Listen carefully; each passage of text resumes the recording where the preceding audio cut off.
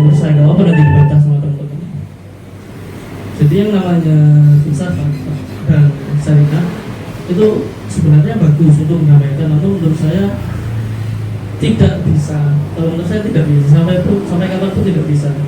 Saya jujur, saya dalam psikologi juga ya, banyak juga di dalam, khususnya di beberapa institusi pendidikan Islam itu banyak yang mengintegrasikan antara psikologi dengan Islam sehingga disebutnya dengan psikologi Islam. Sama saat ini pun saya belum sepakat dengan integrasi tersebut, karena bagaimanapun yang namanya filsafat itu kan psikologi termasuk dalam filsafat juga. Yang namanya filsafat itu tidak akan pernah menyatu dengan apa yang dinamakan dengan agama atau ajaran agama. Jadi seperti itu. Jadi saya minta masukan dari teman-teman, ayo bantah bagaimana kok bisa, bagaimana berikan alasan yang sekiranya bisa memberikan pencerahan terkait dengan perdamaian antara agama dan filsafat ini. Jadi seperti itu.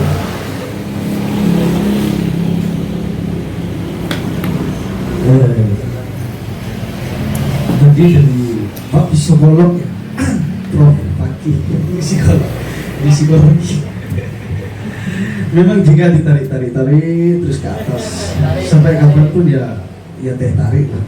Filsafat itu memang harus kemudiannya dan murni, dan ini menjadi kajian memang yang nggak pernah selesai sampai kapanpun.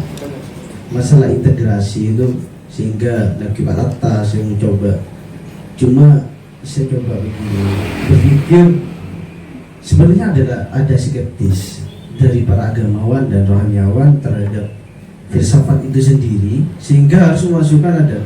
Memang sebenarnya saya gimana juga ketika ada filsafat Islam, filsafat Kristen, filsafat Buddha, Hindu, itu memang objektivitas sebuah disiplin ilmu filsafat itu sudah tidak murni lagi, Pak.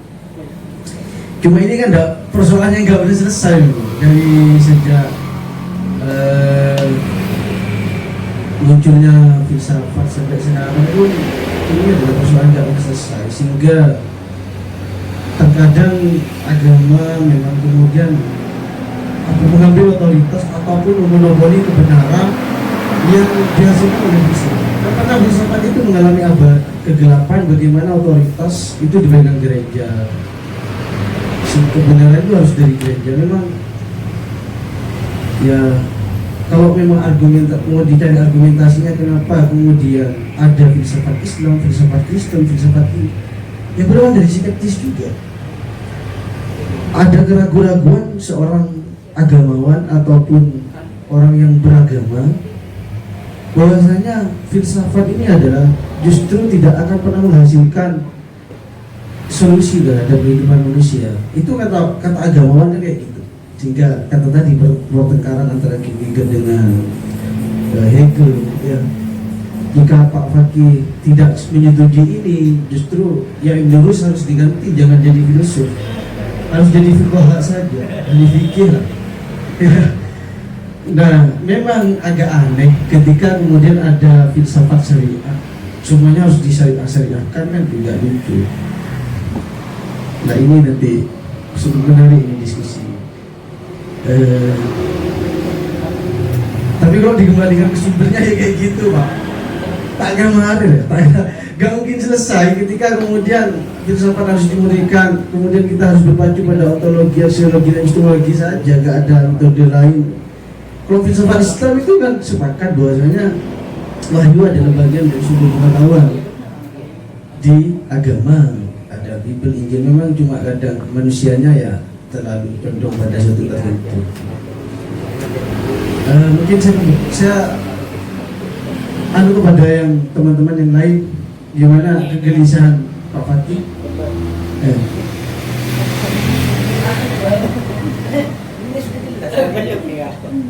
Gak usah diangkat, ini aja.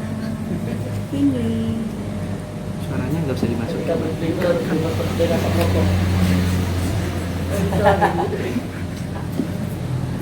Jadi ya bukan berarti ketika saya menolak pendamaian antara filsafat dan agama itu bukan berarti saya kafir ya. Jadi bukan berarti saya kafir, karena pada dasarnya mungkin orang kebanyakan mengatakan bahwasanya seseorang yang tidak setuju tentang pendamaian antara filsafat dan agama atau syariah ini lebih condong ke barat-baratan. Kalau kata orang mesti ada pola pikir seperti itulah, menjudge seseorang itu seperti itu. Namun sebenarnya tidak seperti itu, karena dulu sebenarnya tidak hanya penolakan terhadap agama saja, agama Islam saja, namun pada zaman dahulu itu pernah dengar Max Weber ya, tokoh sosiologi itu ya. Dan jadi Max Weber juga sebagai seorang sosiolog dan juga seorang filsuf, kata orang-orang itu kan, dia itu bahkan pernah mengkritik yang namanya ajaran Protestan, karena menurut Max Weber yang namanya filsafat itu tidak pernah ada di otoritas dari gereja atau di Protestan. Jadi ketika kita berbicara masalah apa ya, membeda-bedakan antara agama Islam syariah dengan filsafat, itu di situ bukan berarti orang Barat pun juga setuju bahwasanya filsafat itu dikait-kaitkan dengan Barat, dengan Protestan atau ajaran Kristen. Ya seperti itu yang saya bilang.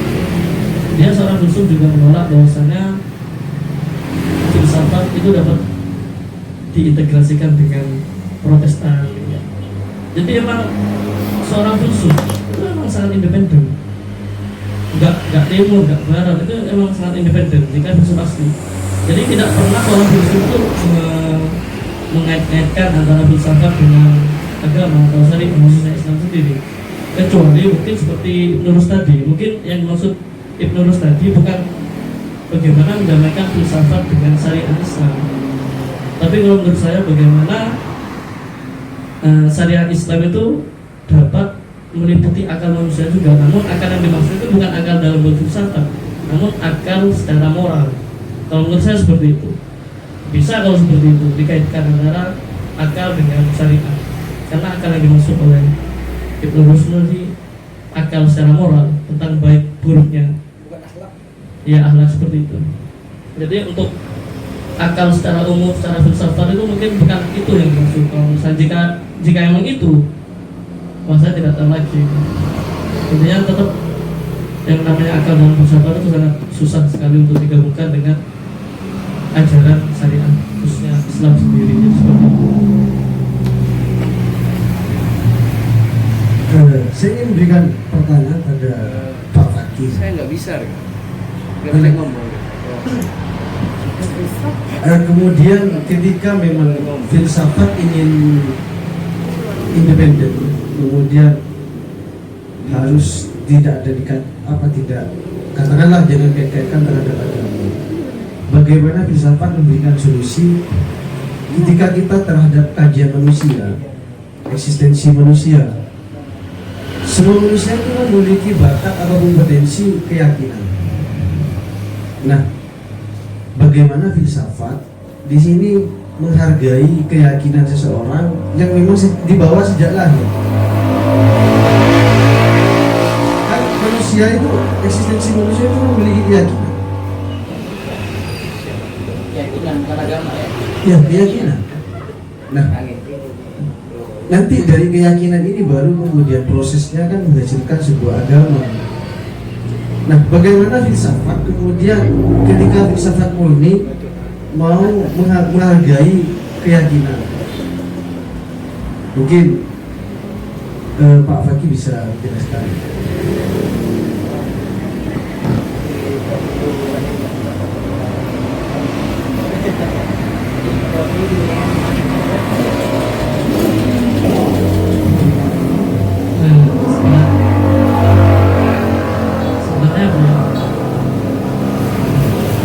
Kenapa kok dalam filsafat itu seluruh unsur keyakinan atau pandangan pribadi atau agama khususnya itu kok tidak tidak terlalu penting lah untuk dimasukkan ke dalam filsafat, karena itu akan mencederai apa yang dinamanya atau mencederai proses dari akal tersebut.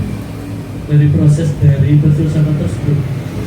Karena pada dasarnya keyakinan seseorang itu akan mengantarkan seseorang tersebut pada hal yang bersifat subjektivitas.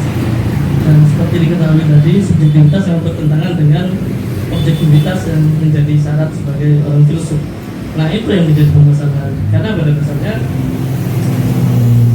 sebenarnya filsafat sendiri itu terhadap keyakinan tidak terlalu bermasalah. Namun itu mudaratnya di situ. Kalau katanya filosof itu mudaratnya seperti itu.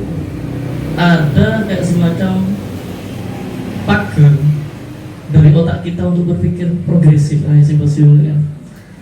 Ada yang menutup. Jadi kalau akan yang menutup kan bagaimana? Kan ini sudah mencederai dari bagaimana kita berfilsafat atau bahkan untuk menjadi seorang filosof itu tadi. Berarti tidak menghargai keyakinan.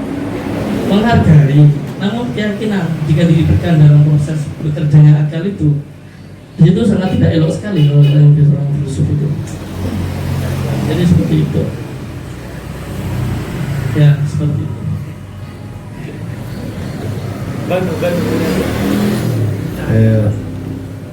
Berarti keyakinan harus dijawabkan sejauh mungkin ya, dari filsafat. Dan nanti ada kajian lagi ya, tentang keyakinan dan filsafat, bagaimana filsafat itu menghargai keyakinan.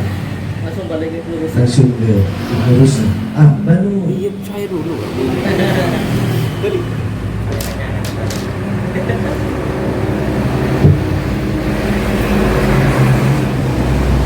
Bismillahirrahmanirrahim. Mungkin sangat menarik sekali membahas tentang adanya kotak-kotakan antara filsafat dan agama yang katanya tidak mungkin bisa didamaikan. Pertama, filsafat dan agama tidak pernah bertentangan karena kedua-duanya alat untuk mencapai kebajikan. Jadi apalagi yang mau didamaikan? Ya bertentangannya Sama-sama alat untuk mencapai kebajikan. Cuma kalau mau pakai contoh masyarakat, tidak semua orang mampu berfilsafat. Ya, tidak semua orang mampu berfilsafat. Pertanyaan bagi orang yang tidak mampu berfilsafat dalam mencapai suatu kebajikan, agama bisa menjadi solusi. Berarti agama poin nomor 2 setelah filsafat. Agama poin kedua setelah filsafat, tidak bisa digitukan juga. Barusan kayak gitu. Enggak gitu kok mas. Itu kan kesimpulan sampean saja. Kesimpulan sampean saja. Enggak, cuma gini. Kita nggak bisa menentukan nomor 1, nomor 2 karena ini objektivitas dari subjek itu tersendiri, subjek itu sendiri. Makanya kan tidak semua orang bisa berfilsafat. Sekarang bagaimana cara menuntun orang yang tidak mampu berfilsafat? Agama menuntun orang untuk berfilsafat. Ya, semua tahu ya ayat-ayatnya, afalah taqimun, afalah tatadabbarun dan afalah yang lainnya. Tapi saat filsafat dikatakan bertentangan dengan agama ataupun agama bertentangan dengan filsafat dengan dalih apabila agama mengikuti filsafat dan itu mencemari objektivitas dari filsafat itu sendiri, itu hanya mempermasalahkan tentang epistemologinya saja, tentang metodenya, karena secara substansial, esensialnya mereka dua-duanya sama-sama menjadi alat untuk mencapai suatu kebajikan. Kalau sudah secara substansialnya sama, terus kita hanya merogoh kocek dari segala berbau yang berbau-bau politis, pengaruh, lebih berpengaruh mana antara filsafat dan agama. Nah, di sini baru bisa. Karena apa ya? Untuk kayak pengkotak-kotakan antara agama dan filsafat itu secara metodologis mungkin bisa. Juga apabila katanya tadi apabila nanti ada keyakinan itu menjadi pagar. Saya tidak setuju. Keyakinan tidak menjadi pagar. Gak ada yang bisa menjadi pagar dari Tapi pikiran. filsafat dan agama itu bisa berjalan beriringan. Bisa berjalan beriringan. Contohnya gimana? Contohnya contoh filsafat dan agama berjalan beriringan. Contoh yang paling substansial, kedua-duanya sama-sama membawa kepada kebajikan. Contoh real fenomena. The Kalau konsep phenomena. kita mungkin bisa bikin secara artifisial, Oke. bisa dibuat-buat bisa. Ya. Kalau kembali kepada pertentangan dasar dulu. Apa yang menjadi pertentangan mendasar antara agama dan filsafat? Yang membuat mereka tidak bisa dipadukan apa? Yang membuat. Sedangkan filsafat berasal dari kata filosofi gramatikal dan sebagainya, alat mencapai kebajikan. Apakah ada filsafat yang mengatakan agama membawa kepada suatu hal yang tidak bersifat kebajikan? Ya banyak. Iya. Silahkan sebutkan filsafnya. Itu Prinsipnya apa Iya. kalau Itu agama dalam ranah apa itu? Protestan. tahu nih. Oh enggak, harus ada taksis. yang diminta apa contohnya ya? Iya, contohnya. Contoh pertentangan agama dan Iya. mungkin tadi Banu nggak hadir ya, saya akan kembali utarakan karena tidak terjawab tadi.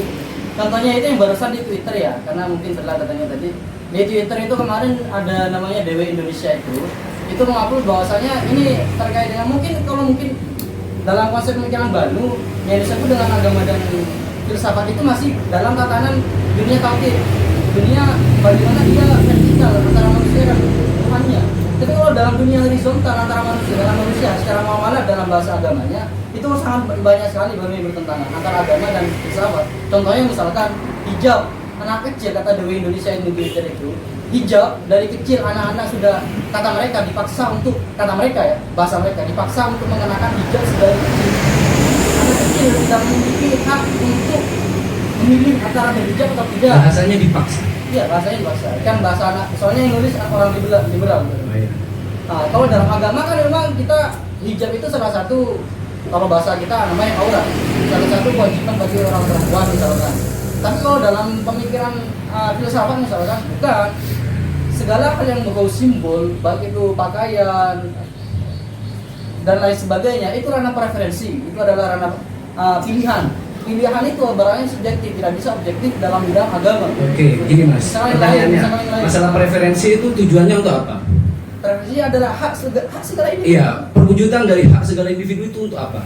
Ya untuk memuaskan akal, karena Untuk memuaskan akal itu tujuannya untuk apa? ya untuk kesana. Tujuan akhir dari semuanya adalah kebajikan. Tujuan akhir semuanya adalah kebajikan. Metode agama, perbedaan antara agama dan filsafat yang bisa dipertentangkan adalah di metodologinya. Jangankan antara agama dan filsafat, antara agama dan agama saja akan bertentangan mas ya.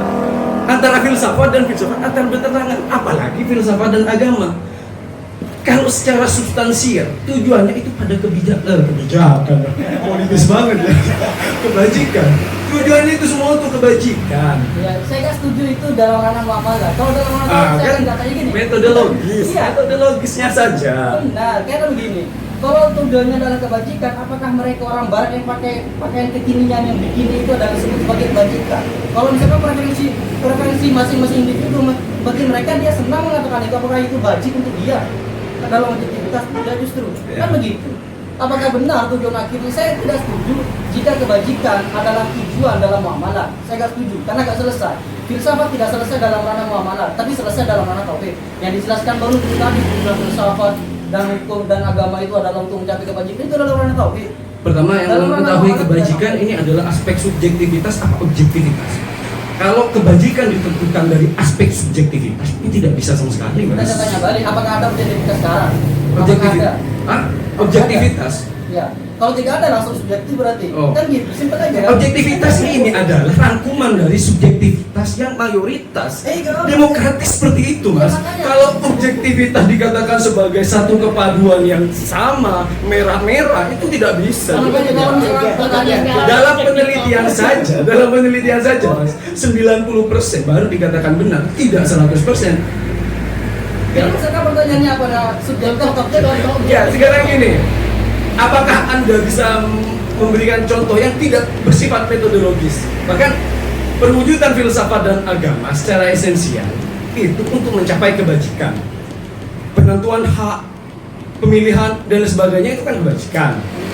Mungkin ketentuan kebajikan. kesederhanaan Kalau yang hanya saya nih, tadi. kalau secara metodologis semua orang tidak akan sama. Apalagi agama dan filsafat, apalagi ateis dan sekarang ada kata-kata bahwa keyakinan adalah pagar dari segala akal. Ya, Keyakinan adalah menjadi pagar ya. Keyakinan menjadi pagar. Oh, tidak bisa. Satu, manusia itu bersifat imitatif. Imitatif. Manusia itu bersifat imitatif. Hanya saja di dalam konsep agama, hal yang paling layak untuk diimitasi oleh manusia adalah kitab sucinya masing-masing. Sedangkan orang yang ateis, bersifat ateis, ya, ateis atau lebih filsafat dan lain sebagainya, filsuf yang memiliki kekuatan akal, itu menjadikan target imitasi mereka lebih luas lagi. Jadi persoalan pertentangan agama dan filsafat itu hanya pada aspek metodologis. Kalau metodologis ibaratkan sama kayak metode belajar saja kan. Metode belajar. Jadi sampai atas. Bismillahirrahmanirrahim. Seakan-akan pada siang hari ini semakin progresif ya. Tapi saya rasa ada gejolak eksigensi gitu kan. Paham ya eksigensi? Paham. Nggak paham. Eksigensi itu krisis moral. Iya. Iya, benar gitu. Eksigensi, krisis moral. Lihat deh kamu sini populer. Mohon maaf sebelumnya ya.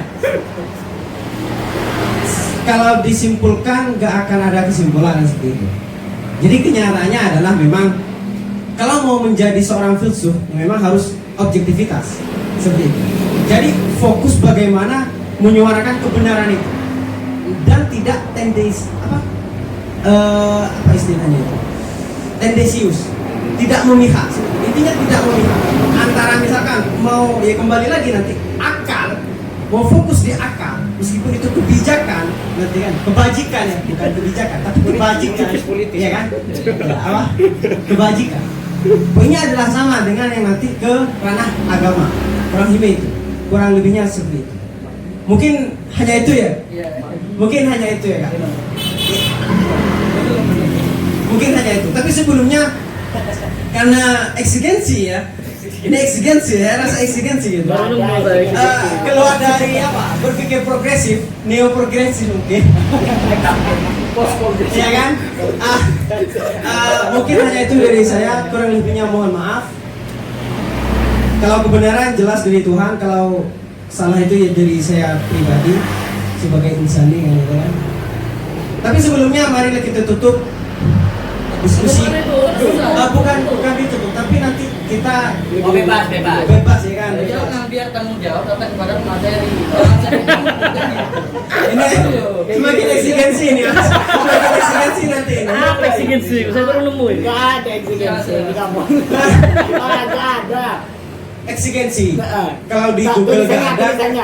Tulisannya. Oh, sambil kalau cari di Google gak ada, di KBBI gak ada. Kalau cari di kamus ilmiah populer itu ada. Coba lihat. Halamannya saya kurang paham, kurang ingat gitu. Makanya seakan-akan lebih dari neo progresif nanti. Kalau dilanjutkan, mungkin itu enggak. Enggak Kayak gini. Karena kita punya ciri khas simposium ya. Oksigen adanya. Selalu di simposium itu kan selalu mengalir. Kemudian hal wajar kita memang ada eksigensi apa tadi saya. Saya coba pakai menyimpulkan tadi untuk mencari kebenaran dari dalam diri saya menggunakan lurus ya. Tadi kan dihasilkan dari beberapa retorika antara agama dan filsafat, dan kemudian kalau ini pakai lurus dan metode lurus, kemudian harus ada dialektika, dan kita sudah mencoba berdialektika. Nah cuma kita harus demonstratif juga mencari sesuatu itu yang jelas-jelas saja. Kayak gini, filsafat itu memang unik. Uniknya kayak kayak gini, ada kebajikan, ada kebijaksanaan, ada kebijakan. Dan ini dalam filsafat juga kata-kata berbeda, dan produknya juga produk berbeda. Kebajikan produk agama beda, kebajikan produk filsafat juga beda. Cuma sama, kebijaksanaan dan kebijakan juga beda. Walaupun dari bijak dan bijaksanaan itu sangat berbeda nanti. Nah, ketika yang dipersoalkan terus ada antara agama dan filsafat, kayak gini. Saya kembalikan pada perkataan saya tadi, memang ada posisi tertentu agama memang mendominasi, dan ada posisi tertentu juga filsafat mendominasi pada sesuatu tersebut. Nah, cuma ada nilai plus ketika ada seseorang kemudian mencoba mendamaikan tentang filsafat dan agama, dan juga ada nilai plus ketika agama harus dipisah dari filsafat, juga sama-sama ada nilai plus kayak gitu, dan semuanya berangkat dari skeptis. Iya, yang agama itu yang ingin masukkan agama dalam filsafat ya agama skeptis. Tadi bahasa tadi takut karena kafir dan sebagainya, dan yang tidak mau juga skeptis karena tentu kehilangan objektivitas di dalam berfilsafat. Nah, oke, itu salah satu dari metode yang berbeda dari metodologisnya. Sebenarnya dari segi definisi dan sebagainya, aksiologi saja juga berbeda sekali. Kalau kita berbicara nilai, karena kita kembalikan pada nilai. Kalau dalam filsafat itu kan nggak ada istilah akhlak, nggak ada. Mau dicari ke kitab jilid 1 sampai jilid sejuta pun akhlak itu nggak ada. Enggak. Dari metodologi produk berbeda, metodologi beda. Mau cari di, karena yang ada kan moral, dan moral itu memang nilai ukurnya kan ditentukan dari sikap mayoritas. Maksudnya ini nilainya kayak gitu, pasti kembali pada budaya lah. Kalau agama ya pasti ukurannya adalah baik bagi Tuhan, kayak gitu, bajik bagi Tuhan. Makanya saya kembalikan tadi, kalau kata Ibnu Rushd itu bagaimanapun agama itu untuk manusia. Kurang usul fikihnya berarti. Usul fikih ya. Kalau baik bagi Tuhan, toh berarti kurang usul fikih. Lah kan agama kan ukurnya kayak gitu. Wahyu yang ada di pertama kan. Kemudian akal itu dijadikan sebagai alat. Walaupun akal itu penting dalam agama. Kalau mau mencari contoh, katakanlah republik, negara ini adalah hasil dari filsafat. Kan ya, dari sekian namanya kita berfilsafat, hidup berbangsa dan bernegara. Kemudian ada yang mencoba mau memberikan agama, memberikan solusi terhadap negara runtuh. Dan bukan hak pakai ketika negara ini menjadi solusi terus terhadap kehidupan manusia. Bisa jadi nanti agama punya konsep baru, katakanlah konsep khilafah. Nah, ini konsep baru, ini baru muncul kan, konsep khilafah kan baru muncul. Nah ini memang semuanya berawal dari skeptis. Dan saya ada di pihak yang Tidak skeptis. ya skeptis juga, dua-duanya ada skeptis. Kan gimana?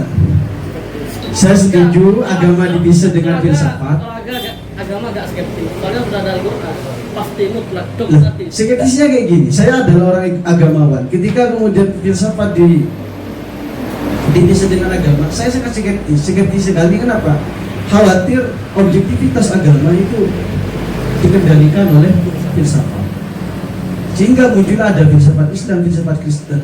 Nah, berbeda lagi dengan nanti minggu depan kajian Al-Ghazali. Al-Ghazali itu memang memisahkan antara filsafat dan agama, tapi kata Al-Ghazali, oke, agama sama filsafat harus dipisahkan, sehingga haram orang Islam belajar filsafat yang filsafat secara epistemologi barat. Itu Al-Ghazali memang mau memisahkan agama dan filsafat, tapi bagi orang yang beragama haram ketika kebenarannya hanya diukur oleh filsafat barat. kan ada berapa 22 sekitar 22 kerancuan dalam filsafat yang dikritik oleh Al-Ghazali terhadap filsafat barat. Salah satunya tadi bahwasanya ada alam itu abadi dan sebagainya. Nah, memang kalau muamalah itu adalah proses dari berfilsafat. Katakanlah negara itu kan hasil dari filsafat. Cuma saya katakan tidak, saya pribadi, tapi tidak laten atau tidak paten bahwasanya filsafat ini menjadi solusi kehidupan manusia dalam negara. Bisa jadi suatu saat negara, konsep yang diberikan filsafat ini runtuh dengan adanya bergejolak kan nih kehidupan manusia, sehingga nanti bisa jadi agama Hindu, Buddha, Konghucu, Islam memberikan solusi yang baru terhadap kehidupan manusia. Sebagaimana Buddhisme itu memberikan solusi baru terhadap manusia bahwa semuanya harus dikembalikan kepada budi. Jadi tolak ukur kebijakan, kebijaksanaan dan kebajikan itu harus ada di dalam budi. Kan ini yang sedang kemarin sempat viral bahwasanya Indonesia ini harus dikembalikan kepada Buddhisme, ke budi itu. Dengan ada apa istilah eksigensi moral itu kan, bicara moral itu kan nilai itu dihasilkan dari banyak Buddha. Agama-agama Buddha itu terlalu banyak memberikan moral kayak gitu. Gimana Mas Faik mungkin tadi menggebu-gebu dia, tapi menarik sekali. Saya semakin lama semakin menggebu, soalnya prinsip saya kepada progresif ya. Jadi semakin lama harus semakin liberal lah, harus semakin radikal gitu ya. Soalnya kalau keluar dari itu, saya sepertinya tidak pantas di sini. Soalnya prinsipnya di sini ruang berpikir progresif. Semakin lama harus semakin progresif. Ya, pertama saya akan awali, saya setuju dengan konsep dasar bahwa saya filsafat dan agama itu berbeda. Toh kalau misalkan sama, saya akan sama dengan pikiran Mas Fakir dan juga Mas Aang. Apa yang bedakan? Tetap konsep dasar agama itu adalah keyakinan, dan konsep dasar filsafat itu adalah skeptisisme atau keraguan-keraguan yang mengatakan bahwa saya agama juga termasuk dalam skeptisisme. Itu adalah kontemporer, itu adalah pemikiran kontemporer. Islam dulu datang, semua itu tunduk kepada Nabi, semua itu tunduk kepada Al-Quran. Jadi semuanya berasal dari keyakinan tetap. Makanya saya bilang tadi bahwa saya agama itu pola dasarnya tetap keyakinan, tapi karena ada pemikiran kontemporer, dia akan menjadi skeptisisme, termasuk dalam salah satu dasar dalam beragama, begitu. Itu yang perbedaan saya antara Mas Aang dan juga Mas Fakir. Tapi saya setuju dengan konsep dasar bahwasanya filsafat dan agama itu berbeda. Kemudian jika kita berbeda, yang kita karena kita bersama nih tiga, yang berbeda Banu. Saya kan uji tadi Banu ya. Memang saya tahu bahwa saya agama dan filsafat itu hanya berbeda di metodologi. Itu di Fardin Faiz juga ada mengatakan seperti itu. Dan juga tokoh-tokoh yang ingin memkorelasikan antara agama dan filsafat, sepertinya pemikirannya tidak jauh seperti itu. Dan bahwasanya tujuannya tetap kepada kebajikan. Saya akan memberikan beberapa poin bahwasanya begini.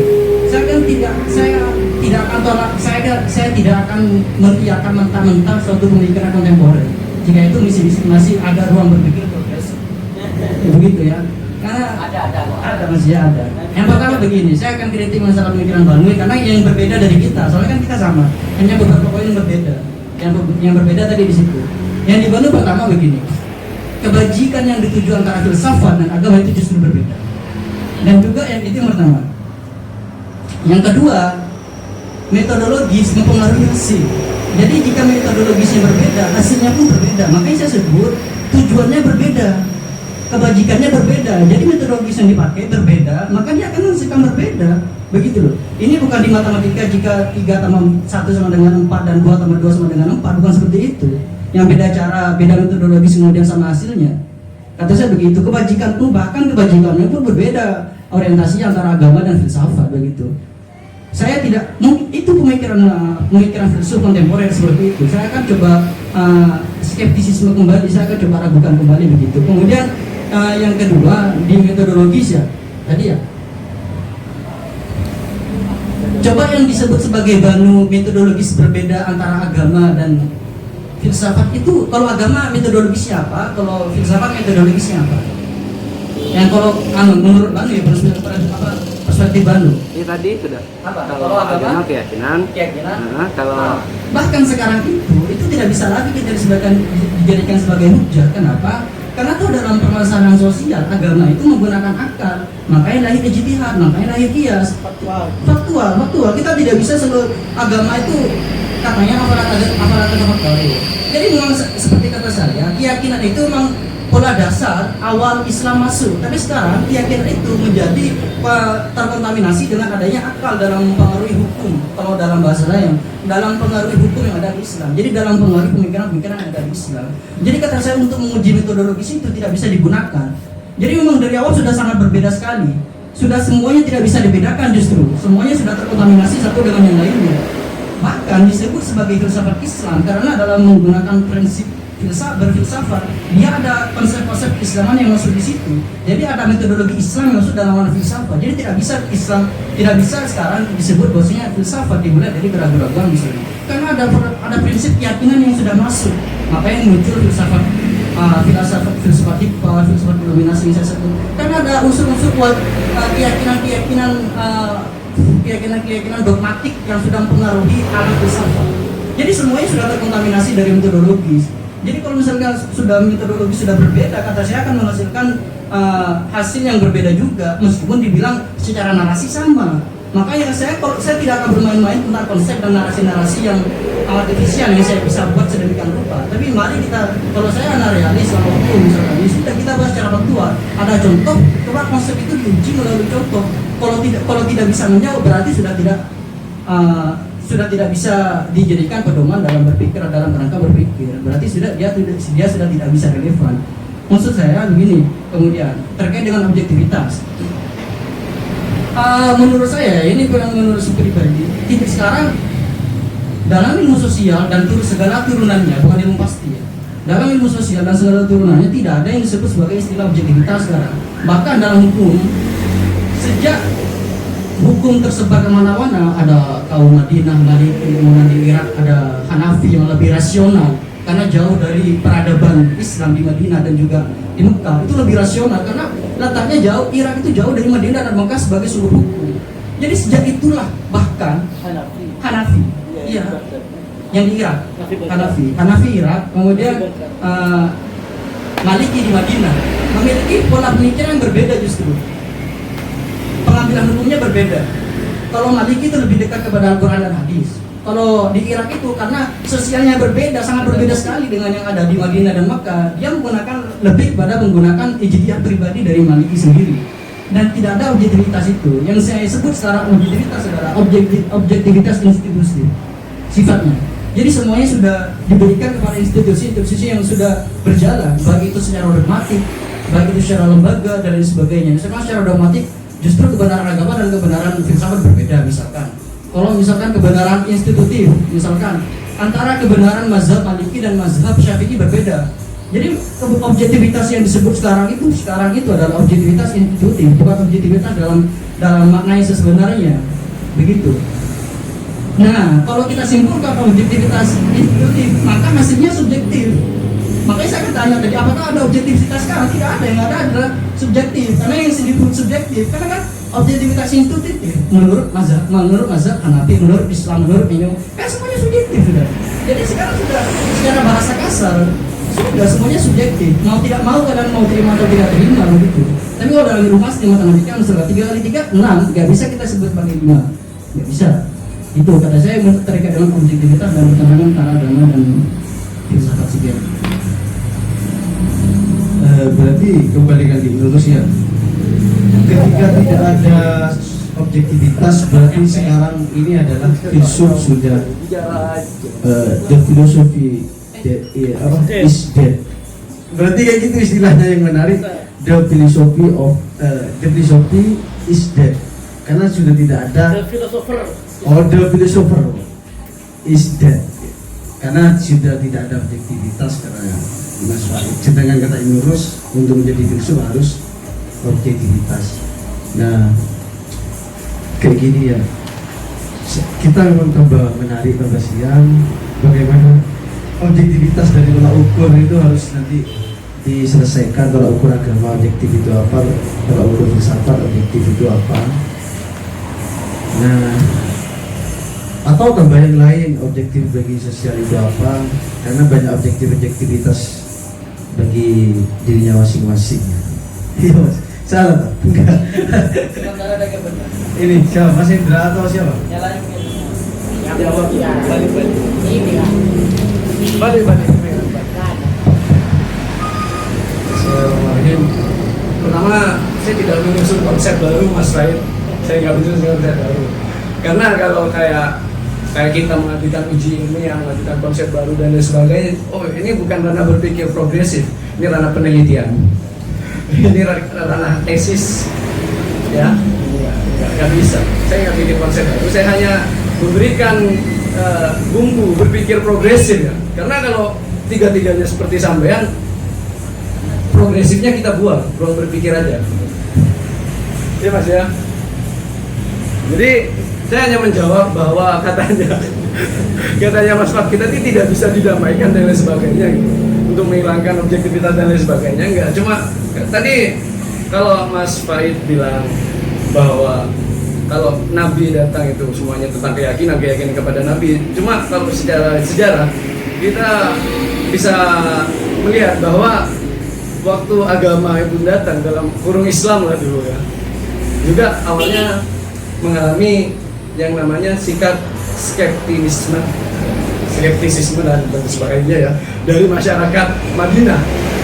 Jadi keyakinan itu buah dari sikap skeptisisme, ya itulah, tak tahu susah, skeptisisme dan lain sebagainya ya dari masyarakat Madinah.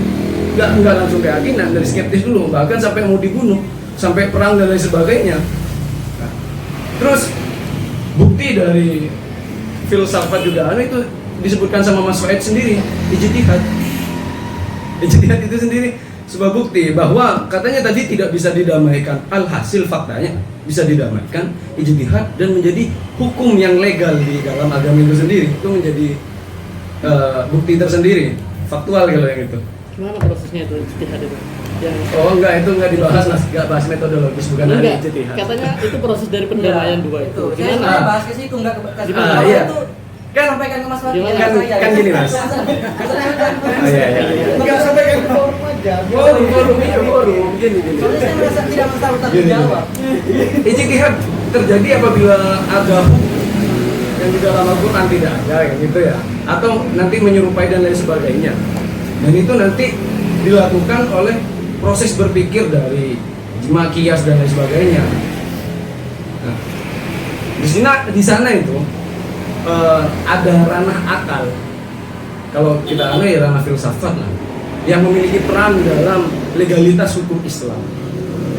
Bahkan kalau itu pun sendiri, kalau ada hadis Nabi ya menceritakan saat kamu menemukan suatu hukum yang tidak kamu temukan di Al-Quran dan hadis, apa yang kamu akan lakukan? Itu ditanyakan kepada Salman Al-Farisi kalau tidak salah. Sebagai orang yang paling maju bilang, hah? Muaz, iyalah itu. Iya, itu nggak tahu saya. Bahkan Apa ada itu? hadis lain. Apa hadis lainnya kak? Kok saya nggak tahu ya? Berpikir 1 jam lebih lama daripada beribadah 1000 tahun. Oh iya. Berarti itu konteks agama dalam perlu terhadap filsafat ya mas ya. Juga kalau bahas katanya objektivitas itu sekarang tidak ada. Kalau saya boleh katakan, objektivitas yang dengan definisi yang mungkin Mas Faid maksud tidak pernah ada. Bukan sekarang sudah tidak ada. Tidak pernah ada malah. Sejak lahirnya alam lah. Bukan sejak itu kan. Sejak ada penyusunan tentang objektivitas itu tidak ada. Ibaratkan objektivitas itu hanya bentuk formal. Karena subjektivitas yang sangat kompleks, ya kan? Jadi untuk dikatakan sekarang tidak ada, memang benar-benar tidak ada menurut saya sih. Enggak apa antara ada dan tiada atau Tidak ada. Karena meskipun katanya Mas Said sangat suka saya istilah ini, objektivitas instansi. Objektivitas institusi ya. Ini mirip dengan konsep keadilannya KAA. keadilan secara mikro, ya mirip seperti itu lah. Karena dapat disimpulkan semuanya itu menjadi subjektivitas, karena objektivitas itu ranahnya general, keadilan itu ranahnya makro. Ya mungkin itu aja. Sebenarnya saya bukan mengusulkan konsep baru, cuma hanya agak perlawanan filosofis terhadap suatu pernyataan. Karena kalau konsep untuk ukuran di bawah profesor memang selalu diragukan, dan tidak hanya Anda yang meragukan. Juga pas kata mengatakan bahwa pikiran itu menjadi pagar dalam berfilsafat, itu juga suatu permasalahan. Keyakinan. Typonya parah. Ya, keyakinan menjadi pagar dalam suatu filsafat itu juga menjadi sebuah masalah. Ya, karena ya apa itu, kayak wahyu itu referensi saja, Mas. Kalau dibalik Gimana? Tumpah. enggak. Kalau cuma akal menjadi pagar dari keyakinan gimana? Akal menjadi pagar dari keyakinan. Akal menjadi pagar, enggak bisa. Iya. Soalnya keyakinan itu memang harus dari uji akal. Kalau uji akal nggak lulus, nggak keyakinan. Makanya keyakinan kita sekarang itu perlu diuji lewat filsafat memang. Makanya dalam suatu organisasi tertentu, saat melalui diklat tentang keislaman, itu semuanya dihambur-hamburkan. Bahkan Al-Quran dibanting-banting ya. Hanya untuk menuju untuk menguji apakah keimanan seseorang ini ada sebagai bebek atau memang dia benar-benar dari buah hasil pemikiran. Soalnya ada juga konsep yang berbeda. Kenapa kok ada amanu sama yakinu? Apa perbedaan antara yakin dan iman, amanah? Nah, karena saya bukan ulama bahasa, saya nggak mau bahas. Cuma ada perbedaan itu, mungkin nanti bisa. Mungkin dijelaskan lebih jauh, bahkan ada yang menarik terkait dengan bahwasanya keyakinan itu harus diuji oleh akal. Harus dijelaskan lebih jauh. Menarik ya? Iya, kalau masnya baca Ahmad Wahid, Mas. Ahmad Wahid itu ya seperti itu. Dia selalu meragukan ya. Meragukan bukan berarti tidak yakin. Termasuk dalam tatanan tauhid juga. Tauhid iya, tauhid. Sebenarnya gini, Mas, filsafat. Kalau kita bahas agama sama filsafat agak susah. Kenapa? Karena agama yang Mas pahami adalah agama formilnya, adalah produk dari pemikiran produk dari hukum-hukum Islamnya. Sedangkan saat Mas membahas filsafat, Mas nggak bahas produknya. Mas berbicara tentang tata cara berpikirnya. Ini juga agak rumit. Gimana tata cara berpikir filsafat dalam? Oh, nggak tahu saya, Mas. Saya bukan penggiat filsafat Islam. Cuma kalau dalam filsafat Islam saya bertanya, filsafat Islam ini yang sebenarnya adalah agama Islam yang difilsafati atau berfilsafat secara Islami? Saya itu aja nggak tahu, nggak nyampe. Mungkin itu aja, Mas. Mungkin yang lain. Ini yang meragukan tadi antara keyakinan dan uji dan akal. Dan lagi-lagi ini adalah pekerjaan psikologi. Iya, apa itu keyakinan? Apa itu akal rasional? Nah, iya kan ya? Makanya ketika Mas Faid menarik ketika keyakinan itu harus melalui uji akal. Saya ambil dari perkataan Plato, bahwasanya kehidupan itu yang tidak diuji itu akan menjadi kehidupan yang tidak berharga. Kan kayak gitu ya. Katanya Plato, kehidupan yang tidak teruji adalah kehidupan yang tidak berharga. Jadi keyakinan semuanya masuk pada kehidupan. Cuma ayo luruskan apa itu keyakinan dan apa itu rasional. Nah ini lagi-lagi ranah psikologi. Bukan tidak bisa PHI, bukan tidak bisa. PHI juga bisa berkomentar, cuma harus setelah psikologi. Sebagai pengantar aja dari PHI. Nanti isinya. Kesepakatan Oke, kayak gini ya, dalam PHI akal dan keyakinan, sebenarnya keyakinan adalah produk. Itu dalam PHI. Produk dari alat baca yang ada istilah dalam filsafat Islam itu basiro atau batiniyah. Kalau dalam psikologi itu adalah emosional, perasaan. Nah, rasa itu juga adalah alat baca dari yang dimiliki oleh manusia sehingga menjadi potensi. Makanya ada istilah iman tadi, ada istilah yakin. Kalau iman itu sebenarnya adalah suguhan murni dari Tuhan. Nah, yakin itu nanti adalah proses dari dia beriman. Makanya itu kalau dalam konsep PAI. Nah, akal itu juga adalah potensi. Makanya fitrah kan, fitrah ada 3 fitrah kalau katanya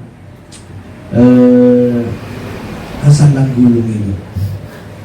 Pendidikan dan nanti ada juga punya Tokoh-tokoh pendidikan. lah ya kan saya nyoba ke PAI kan. Bagaimana nanti Ajwadi Azra, kemudian Imam Suprayogo. Lah ini kita mau pendidikan. Nah, akal dan keyakinan dalam perspektif pendidikan kayak gitu. Kalau akal itu alat baca, kemudian keyakinan adalah produk dari alat baca yang dimiliki oleh manusia. Nah, ini kita nanti lebih dalam lagi dari psikologi, apa itu rasional, apa itu juga keyakinan. Ya, gimana? Tak lagi keikitin tuh. Dikitin.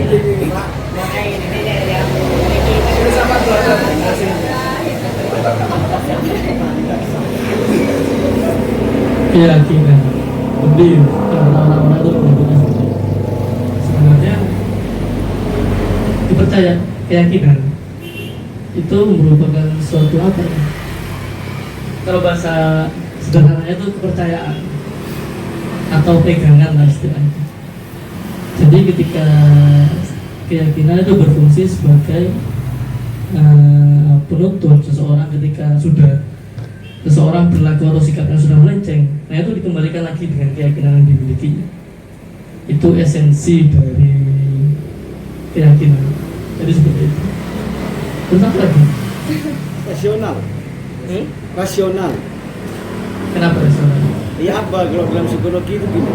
Sebenarnya bukan kajian psikologi ya, kajian filsafat. Enggak, Baru di psikologi gimana di psikologi? Kan ada berpikir. kalau di psikologi itu masuk ke dalam neuroscience, psikologi kognitif. Jadi rasionalisme itu merupakan suatu proses kerja dari otak, dari kognitif, itu dalam psikologi. Jadi murni rasionalisme atau kognitif itu memang murni kerja dari otak tersebut, baik itu berjalan secara independen maupun dipengaruhi oleh berbagai atensi-atensi lain, informasi-informasi lain. Jadi seperti itu.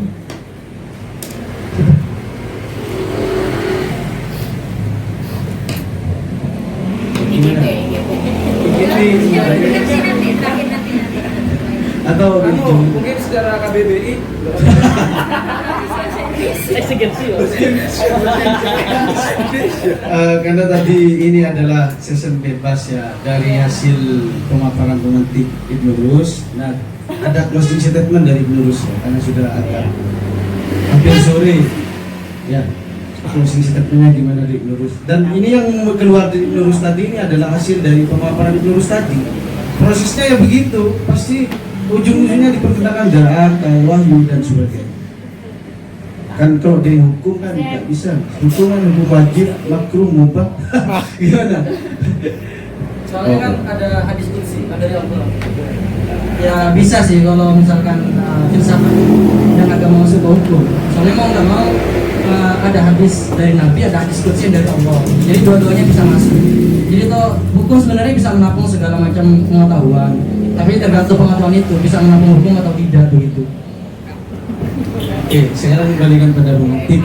Closing statement dari Nurus.